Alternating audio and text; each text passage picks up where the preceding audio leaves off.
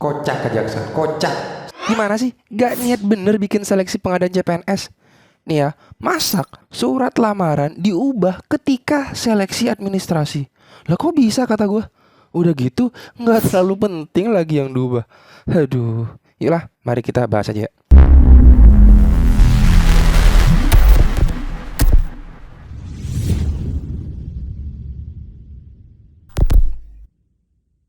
Selamat datang di Koma Channel.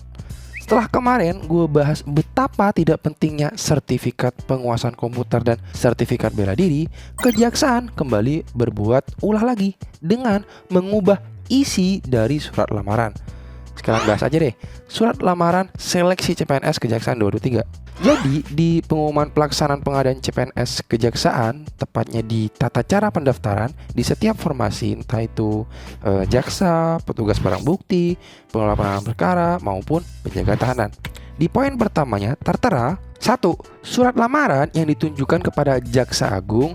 Format surat lamaran dapat diunduh pada website biropek.kejaksaan.go.id atau link unduhan yang disediakan pada postingan Instagram @biropekkejaksaan.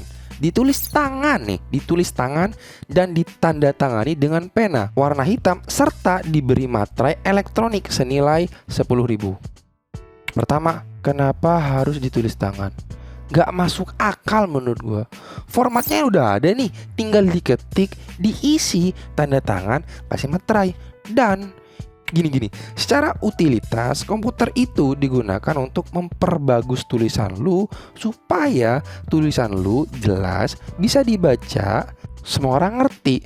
Nah ini malah ditulis tangan. Udah ada formatnya, tinggal ngisi Kejaksaan. Dan anehnya, kenapa hanya surat lamaran doang yang ditulis tangan? Nih, 2 surat pernyataan lainnya diketik, diisi, tanda tangan, kasih materai, dan itulah yang bener. Saya gue gak ngerti sama Kejaksaan nih. Udah gitu, surat lamanya diubah lagi. Dan gak penting juga. Gak penting. Nih gue bahas lengkap deh surat lamarannya. Ada 3 poin menurut gue yang diubah. Pertama, di judul. Dulu judulnya format surat lamaran. Sekarang ganti, format surat lamaran ditulis tangan secara keseluruhan. Mungkin. Kenapa ada perubahan penambahan kalimat ditulis tangan secara keseluruhan? Karena sebagian masyarakat langsung mengetik aja isi surat lamarannya tanpa harus tulis tangan. Makanya diperjelas dengan tanda kurung itu. Ya emang dong, siapa sih yang kepikiran untuk tulis tangan? Yang gue takut nih ya, ada orang yang sudah ngupload dan gak bisa ngubah gara-gara sudah klik akhiri pendaftaran. Kan udah gak bisa tuh diubah. Itu nanti, gue bahas itu nanti. Tapi intinya, why Kejaksaan? Why? Kenapa tulis tangan? Siapa sih yang memberi ide suruh tulis tangan tuh? Gak substansial kata gua. 8.000 bre, 8.000 lebih loh seleksi sekarang nih. Jangan bikin malu. Gue yakin banyak yang ngincar Kejaksaan nih. Buktinya waktu pengumuman langsung down kan server lu. Makanya lebih bijaklah mengelola persyaratan tuh. Kasihan pak, masyarakat jadi korban. Oke, 1-2 itu kota ya dan tanggal pembuatan surat. Terus yang terhormat Jaksa Agung selaku pejabat pembina kepegawaian di Jakarta. Dengan hormat saya yang bertanda tangan di bawah ini. Nama lu tulis, tempat tanggal lahir, jenis kelamin, pendidikan, jabatan yang dilamar. Jabatan yang dilamar tuh ada 4. Jaksa, petugas barang bukti, pengelola penanganan perkara maupun penjaga tahanan. Pilih satu aja bre. Oke, habis itu ada alamat KTP, alamat domisili. Ini kenapa ada 2? Karena kan bisa aja orangnya pindah. Terus nomor telepon. Oke, gak ada masalah tuh di situ. Terus dengan ini menyampaikan surat lamaran agar dapat mengikuti seleksi penerimaan calon pegawai negeri sipil di Kejaksaan RI tahun anggaran 2023. Sebagai bahan pertimbangan, berikut disampaikan hal-hal sebagai berikut. Nah, sekarang perubahan isi surat lamaran. Dulu ada 13 poin, sekarang jadi 15 poin dengan tambahan sertifikat komputer dan sertifikat bela diri. Kok bisa ya? Dari sekian banyaknya anggota atau pegawai lu, masa gak ada yang sadar gitu sertifikat belum cantumin? Oh mungkin emang gak penting aja tuh sertifikat. Lagian ngapain sih harus ada sertifikat? Gue udah bahas panjang lebar betapa tidak pentingnya sertifikat tuh. Silakan tonton di sini.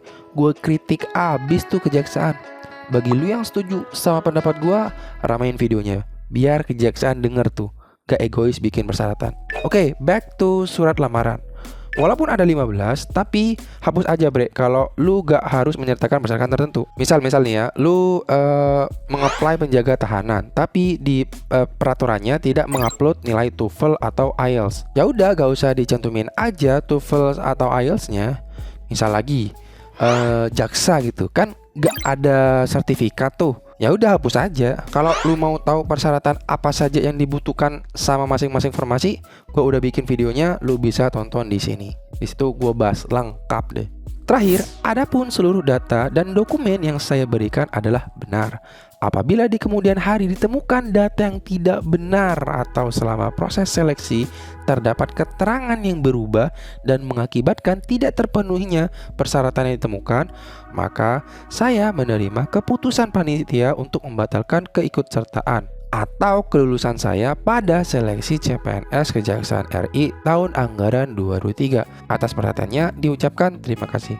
Hormat saya, tanda tangan, terus kasih materai 10.000. Oke, done. Terus kejaksaan tidak lama setelah mengubah surat lamaran itu membuat atau mengeluarkan FAQ. Ada 5, gue bacain satu persatu aja. 1. Bagaimana teknis pembuatan surat lamaran. Jadi, surat lamaran ditulis tangan sesuai format yang disediakan dengan persyaratan disesuaikan masing-masing jabatan yang dilamar. Hapus jika tidak dibutuhkan.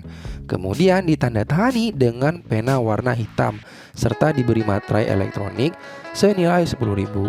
Itu untuk surat lamaran. Terus bagaimana teknis pembuatan surat pernyataan diri? Nah, surat pernyataan diri diketik nih. Diketik beda. Surat lamaran ditulis tangan, surat pernyataan diri itu diketik sesuai dengan format yang disediakan. Kemudian poin pernyataan disesuaikan masing-masing jabatan. Poin 6 untuk jabatan non-jaksa, poin 7 dan 8 untuk jaksa. Dan ditandatangani dengan pena warna hitam serta diberi materai elektronik senilai 10.000.